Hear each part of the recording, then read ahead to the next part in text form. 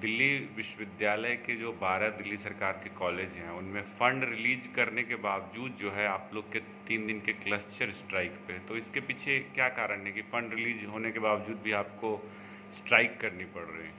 देखिए, आप जो कह रहे हो कि 12 कॉलेजेस के लिए फ़ंड रिलीज़ हुआ है, ये सही नहीं है। आज से 5 दिन पहले हम लोग जो 3 दिन के स्ट्राइक किए थे, उसके बाद दिल्ली सरकार ने 6 कॉलेजेस को, इस 12 कॉलेजेस के अंदर 6 कॉलेजेस के लिए 32.1 करोड़ रुपया दिया है, जिससे मई, जून, जुलाई और किसी किसी कॉलेज में आप मान के चलो जून, जुलाई, अगस्त का सैलरी मिला है। बट 6 ऐसे कॉलेजेस भी हैं जिसमें एक नया पैसा भी ग्रांट्स नहीं आए हैं। अभी जो हमारे रोलिंग स्ट्राइक एक एक दिन करके कॉलेज के लिए चल रहा है, वो स्ट्राइक उस 6 कॉलेजेस के साथियों के सॉलिडारिटी में हो रहा है। तो बाकी जो 6 कॉलेज के पहले फ़ंड रिलीज हुए थे, क्या वो उनकी सैलरी देने के लिए पर्याप्त थे या उसमें भी कुछ समय तक के लिए एक सीमा थी कि इतनी सैलरी दी जा सकती है? देखिए, इन जो 6 कॉलेजेस हैं, इनमें लास्ट क्वार्टर वाला पेमेंट बहुत महीने पहले आए हैं। इनके इस कॉलेजेस को मान के चलिए मई महीने के बाद कोई सैलरी नहीं मिला है। एक कॉलेज है भगिनी निवेदिता, जहां जून महीने में मिला है। अदरवाइज सारे कॉलेजेस में लगभग ये चौथे या 5वें महीने में हम लोग एंट्री कर चुके हैं, जहां किसी कर्मचारी को, नॉन टीचिंग स्टाफ हो या टीचिंग स्टाफ हो, किसी को सैलरी नहीं मिला है। भगिनी निवेदिता के प्रिंसिपल पर जो अगरबत्ती जलाने का जो केस आया था पिछले दिनों अखबार में कि उन्होंने 20-22 हज़ार की अगरबत्तियां जला दी हैं, और इसी को आधार पर बना करके जो है दिल्ली सरकार के जो शिक्षा मंत्री हैं उन्होंने कहा था कि ये इस तरीके के फंड का दुरुपयोग किया जा रहा है कॉलेजेस द्वारा, तो इसलिए हम ग्रांट रोक रहे हैं। देखिए, ये 22,000 का अगरबत्ती जलाए थे कि नहीं, किसी में कितने 5 लाख के डोनेशन गया, किसी में 50 लाख का गया है। ये तो स्पेसिफिक कुछ चार्जेस शायद मनीष सिसोदिया जी के पास हो, दिल्ली विश्वविद्यालय की टीचर्स एसोसिएशन के पास नहीं है। इन 6 कॉलेजेस के ऊपर जो ऑडिट हो रहे हैं, ऑडिट के खिलाफ तो दिल्ली यूनिवर्सिटी का प्रिंसिपल्स एसोसिएशन भी कुछ नहीं कहा है। बट एक चीज़ क्लियर रखिए कि ऑडिट हो या ना हो, बट ऑडिट का रिपोर्ट क्या हो, उसके लिए जिम्मेवार तो कोई आम कर्मचारी, आम टीचर है नहीं। तो ऑडिट हो रहा है बोल के जो फंड बंद करके रखा है, जो सैलरी और पेंशन बंद करके रखा है, यह कंप्लीटली इनह्यूमन है, कंप्लीटली मतलब इसके खिलाफ जो जो शब्द यूज हो सकता है हम लोग वो यूज कर रहे हैं, और कड़ी रूप से निंदा कर रहे हैं इस वाले सिचुएशन का कि आप सैलरी और पेंशन बंद नहीं कर सकते हैं। इंडिविजुअल चार्जेस कॉलेज के प्रिंसिपल या एडमिनिस्ट्रेशन जवाब दे, उसके ऊपर हमें कुछ बोलने का नहीं है। कॉलेज के बिजली के बिल को लेकर के भी बहुत सारी बातें हुई कि एक ही कॉलेज का एरिया उतना है और दूसरे कॉलेज का भी एरिया सेम है, लेकिन दोनों जगह जो बिजली बिल में बहुत अंतर आ रहा है, तो कह रहे कि ये भी एक घपला, एक किस्म का सरकार ने, दिल्ली सरकार ने आरोप लगाया है। देखिए, बिजली किस कॉलेज एयर कंडीशन है, किस कॉलेज नहीं है, उनके बिल्डिंग के सिचुएशन क्या है, और बिजली का फार्म के ऊपर अगर कुछ करना है तो वो दिल्ली सरकार करे उस इलेक्ट्रिसिटी डिस्ट्रीब्यूशन कंपनी के ऊपर, और उसके लिए डूटा को कुछ बोलना नहीं है। हाँ, कि बिजली बंद होने के कगार पे है कुछ कॉलेजेस में, तो वो बंद ना हो, common functioning, day to day functioning of the colleges चले।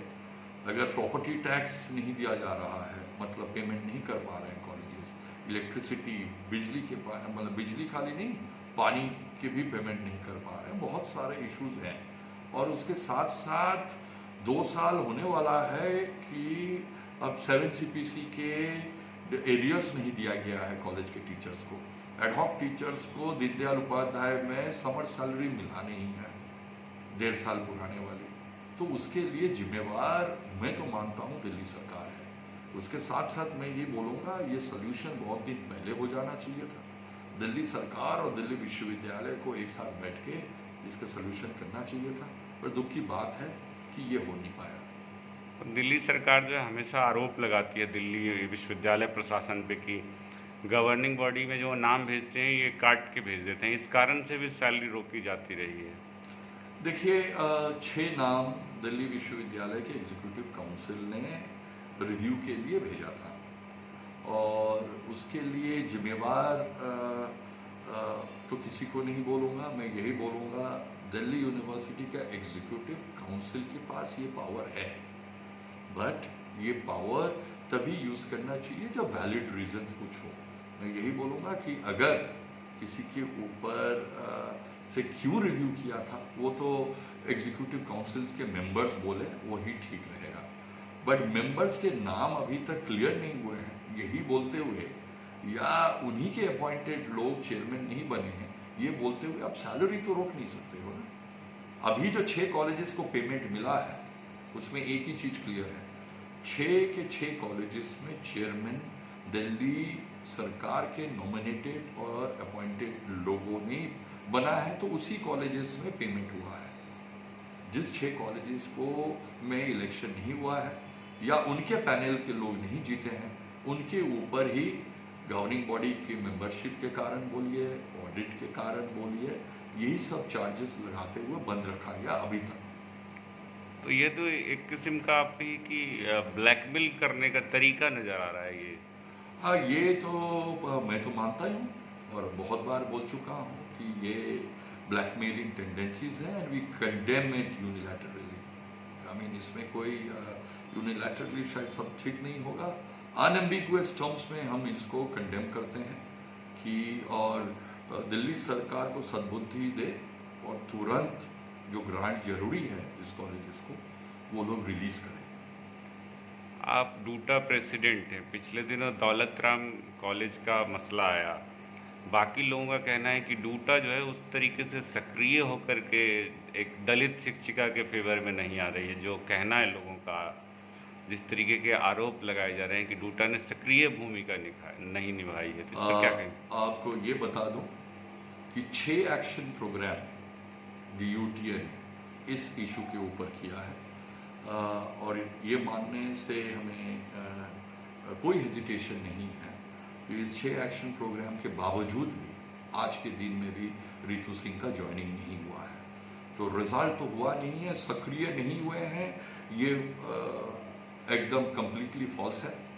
और दिल्ली यूनिवर्सिटी टीचर्स एसोसिएशन इसको सॉलिडली लिया है इस लास्ट 50 दिनों से और आने वाले दिनों में भी लेंगे। हम लोग हर फ्रंट में दिल्ली विश्वविद्यालय बोलिए, चेयरपर्सन बोलिए, GB के मेंबर्स के रूप में बोलिए, हर इश्यूज में we have taken it up. Police case होते हुए मतलब कॉलेज के सामने धरना होते हुए सारा प्रोग्राम्स हम लोग किए हैं और आने वाले दिन में भी करेंगे। तो सर आपको क्या लगता है कि ये मसला डूटा जो है अपने स्तर से रिजॉल्व करा पाएगी? देखिए, हम तो कोशिश ही कर सकते हैं, और कोशिश की है और कोशिश करेंगे भी। बाकी जो अन्य संगठन हैं इसको लेकर के उतने गंभीर नहीं दिखते हैं या आरोप प्रत्यारोप लगाते रहते हैं, तो देखिए और किस संगठन ने क्या कर रहा है पता नहीं। मैं तो DUTA के बारे में बोल सकता हूँ, अभी तक का DUTA के इतिहास में एक टीचर के ऊपर इतने पब्लिक डेमोन्स्ट्रेशन अभी तक नहीं हुआ है और मैं चाहूँगा कि पब्लिक डेमोन्स्ट्रेशन से अभी तक काम भी नहीं हुआ है, ये भी मैं मानता हूँ। और MP से शुरू करते हुए, ट्विटर स्टॉप से शुरू करते हुए, फेसबुक रिलीजेस से शुरू करते हुए और इस कोविड के दौरान भी हम एक्शन प्रोग्राम किए हैं। आप खुद वहाँ भी थे तो आपको पता भी है, बट अभी तक जब सोल्यूशन नहीं हुआ है मैं कैसे बोल दूँ कि सोल्यूशन हो गया है। 5 दिसंबर का लेटर है, अगर उसको लागू कर दिया जाता दिल्ली विश्वविद्यालय में तो इस तरीके के जो खतरे हैं उनको टाला जा सकता था, ऐसा लोगों का कहना है या शिक्षकों का कहना है। एकदम सही। और अगर 5 दिसंबर का लेटर उस ढंग से तो लागू नहीं हुआ है और हम लोग लगातार चिट्ठी लिखते रहे हैं, लगातार बातचीतों में करते रहे हैं। आज के दिन में as we speak today 1/3 of the batches नहीं है, EVS के कोई क्लासेस नहीं है। आज के दिन में 4300 टीचर 300 टीचर ज्वाइन कर चुके हैं एडहॉक टीचिंग में। ये किस बेसिस पे? DUTA के लगातार कोशिश के कारण ही सारे टीचर्स ज्वाइन किए हैं।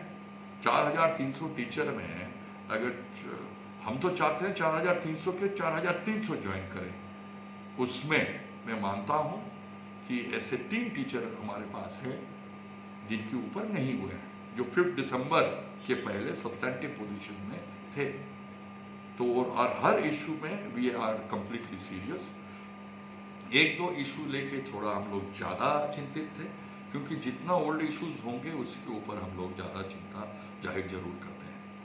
5 दिसंबर के लेटर को लागू करने को लेकर आपके दिल्ली विश्वविद्यालय प्रशासन से कोई बातचीत हुई है? हुई है, हाँ, एक बार थोड़ा बहुत बार हुई है। तो अकॉर्डिंग टू देम तो ये तो लागू है, अकॉर्डिंग टू देम, बट जो सिस्टम के तहत एडहॉक टीचिंग होते हैं उसी सिस्टम के तहत ही होंगे।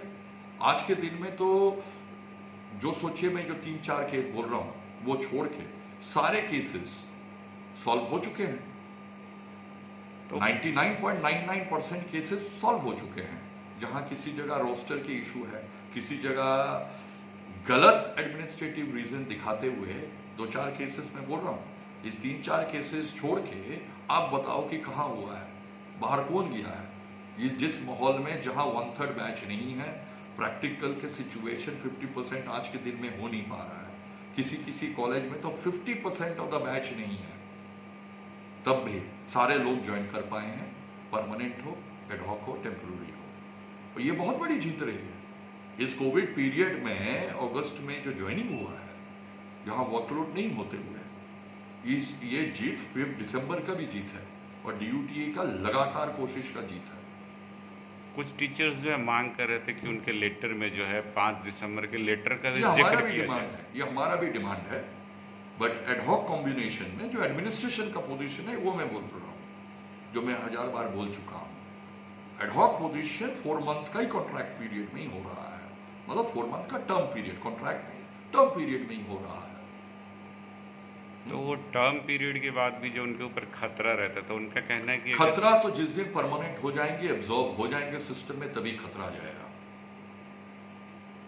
उसके पहले नहीं जाएंगे।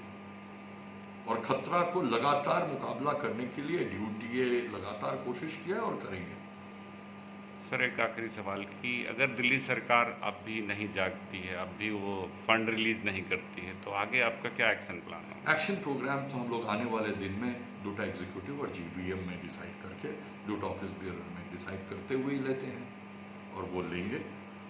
6 कॉलेजेस में सॉल्व हुआ है, 6 कॉलेजेस में बाकी है, और ये स्टॉप गैप अरेंजमेंट से नहीं चलेगा कि अभी 3 महीने का दे दिया फिर 1 महीने का दिया। ये कोई एक परमानेंट सोल्यूशन की तरफ हमें आगे बढ़ना चाहिए। इसको लेकर के दिल्ली सरकार से आपने बातचीत की, कोई पत्र व्यवहार? देखिए, वो सब पत्र वगैरह तो हुआ है, बट जब तक ये कंप्लीट सोल्यूशन नहीं होता है, हम लोग तो खुशी से बैठ नहीं सकते हैं।